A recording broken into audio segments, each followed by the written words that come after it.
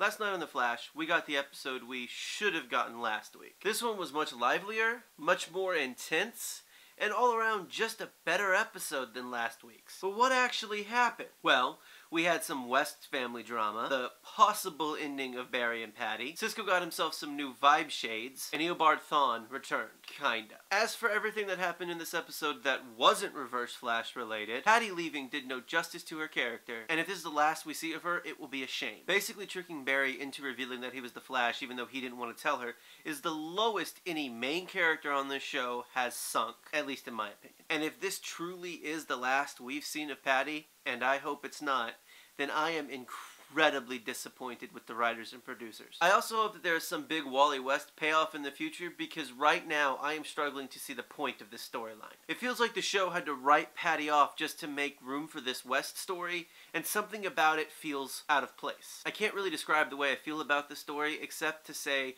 that it just feels strange. And that's why I want there to be a big payoff, because otherwise what's the point? Time travel on the show is confusing, and I think that often this show just kind of waves its hand and says that's the way it is and we should just accept it as truth. Some viewers may have a problem with this, but because I can distinguish between reality and fiction, I really don't. It doesn't bother me that much. Yes, it's a stretch, but also it's fiction. Time travel isn't real. The Flash isn't real. Various writers have reimagined this character over the years in multiple forms. So when the show tells me that Thawne is still alive because of the Speed Force, I go with it. But none of those reasons as to why time travel works really matters as long as the emotional resonance of this arc continues throughout the rest of the season. Barry letting go of his anger towards Thawne is the healthy thing to do.